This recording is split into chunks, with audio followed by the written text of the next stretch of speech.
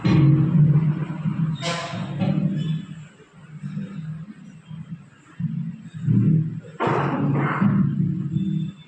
ஜனநாயக கட்சி உத்தம தலைவர் டாக்டர் பாரிவேந்தர் ஐயா அவர்களே, இந்திய ஜனநாயக கட்சியின் தேசிய தலைவர், நம்மளை எல்லாம் சிறப்பாக வழிநடத்திக் கொண்டிருக்கின்ற பாசத்துக்குரிய தலைவர், எழுச்சி தலைவர் ஐயா ரவி பயிற்சி அவர்களே, இந்திய ஜனநாயக கட்சியின் பொதுச் செயலாளர் ஐயா ஜெயசிம்மா அவர்களே, முதன்மை அமைப்பு செயலாளர் எஸ் வெங்கடேசன் ஐயா அவர்களே, ஏகேபி வரதராஜன் ஐயா அவர்களே, தேசிய துணைத் தலைவர், நமது கட்சியின் பொதுச்செயலத்தை சிறப்பாக வழிநடத்திக் கொண்டிருக்கின்ற அன்பு அண்ணன் ஆனந்தமுருகன் அவர்களே, நமது இந்திய ஜனநாயக கட்சியின் விழுப்புரம் வடக்கு மாவட்ட தலைவர், நம்மளை எல்லாம் சீரும் சிறப்போடும் வழிநடத்திக் கொண்டு எந்த ஒரு இன்னல்கள் வந்தாலும் அதையெல்லாம் அனுசரித்து நம்மளை எல்லாம் சிறப்பாக ஒற்றுமையாக வழிநடத்திக் கொண்டிருக்கின்ற நமது அருமையான ஆளுநர் பாலா அவர்களே, கட்சியின் துணைத் தலைவர் அருமையான வெங்கடேசன் அவர்களே, மாவட்ட பொருளாளர் அண்ணன் ஏஎஸ் முருகன் அவர்களே, மாவட்ட மகளிர் அணி செயலாளர் சகோதரி அமுதா அவர்களே, துணை செயலாளர் பிரியா அவர்களே, மரக்காணம் ஒன்றியத்தினுடைய ஒன்றிய செயலாளர் அருமை சகோதரர் ஸ்டுடியோ முருகன் அவர்களே, இளைஞரணி செயலாளர் ஐயனார் அவர்களே, மாவட்ட ஆதி திராவிடர் அணி செயலாளர் சீனிவாசன் அவர்களே மற்றும்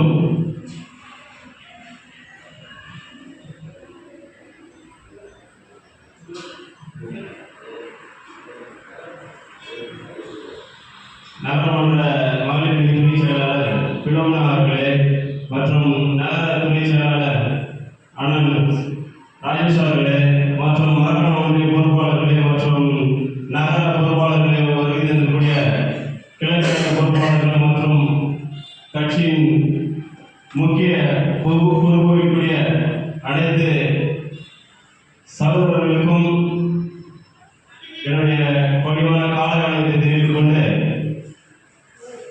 மாதம் நடைபெறக்கூடிய இந்த செயற்குழு கூட்டமானது அனைவரும் கலந்து கொண்டு அவர்களுடைய கோரிக்கைகளை மற்றும் அவர்களுடைய கருத்துக்களை தெரிவிக்க வேண்டும் என்ற ஒரு உன்னத நோக்கத்தில் மட்டுமே, உயரிய நோக்கத்தில் மட்டுமே இந்த கூட்டமானது மாதந்தோறும் நடைபெற வேண்டும் என்று நமது மாவட்ட தலைவர் அவர்கள் அதன் அடிப்படையிலே இந்த கூட்டத்தை நடத்தி கொண்டிருக்கிறார். அது ஏற்கனவே தெரியவில்லை. நமது கட்சியில் முக்கிய பெரும்பான்மையாளர்கள் முக்கியத்துவம் தராமல் வருகை புரியாமல் இருக்கிறார்கள். ஏனென்றால் இப்பொழுது கட்சி என்பதை விட கட்சியின் தொழிற்சங்கங்கள் மிகவும் அதிக அளவில் நமது கட்சியின் சங்கங்கள் வளர்ச்சி அடைந்து கொண்டிருக்கிறது. சங்கம், அதாவது ஆணவர்கள் சொல்லியிருக்காரு, கட்சி சங்கம் வளர்த்துட்டா கட்சி வளர்த்தலாம் அப்படின்னு சொல்லியிருக்காரு. ஏன்னா ஒரு காலகட்டத்தில் அவங்களுக்கு சங்கத்தின் மூலியமா அவங்களுக்கான சேவைகள், அவங்களுடைய அனைத்து நல்ல அரசு தரக்கூடிய அனைத்து நலத்திட்டங்களையும் அவருக்கு வாழ்வில், அதாவது குடும்பத்தில் நடக்கக்கூடிய நல்ல விஷயம், கெட்ட விஷயம் எல்லாத்துக்குமே சங்கத்தின் மூலியமா அவங்களுக்கு தேவையான நம்ம வாங்கி தரும்பொழுது அவர்களுக்கு நம்முடைய கட்சி மேல ஒரு நல்ல ஒரு அபிப்பிராயம் அவர்கள் நம்ம கட்சியில் வர்றதுக்கான அதிகப்படியான வாய்ப்பு இருக்குது. அதனாலதான் அவங்க ஃபர்ஸ்ட் சங்கத்தை வளர்க்கணும் அப்படின்றதுக்காக அதிக அளவில் நம்ம சங்கத்தை வளர்த்துட்டு இருக்காங்க. சங்கம் வளரும் போது அதே போலதான் இளையவர் பேரை ஆரம்பிச்சதும், அதுக்காக இளையவர் பேரை ஆரம்பிச்சதும் இளைய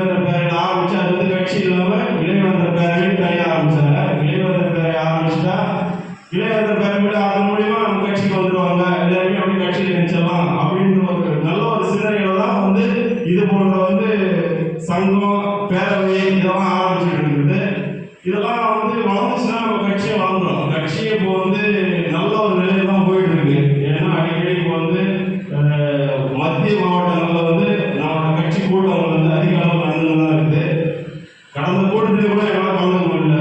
அதனால வந்து மாவட்ட தலைவர்கள் எவ்வளோ வருத்தம் தெரியல. நான் கொஞ்சம் வேலையாக வந்து அதை போக முடியாம ஒரு சூழ்நிலை எல்லாம் மாற்றம் முடிச்சவர்கிட்ட சொல்லி தான் நினைச்சேன் அடுத்த கூட்டங்களை கலந்துக்க வேண்டிட்டு.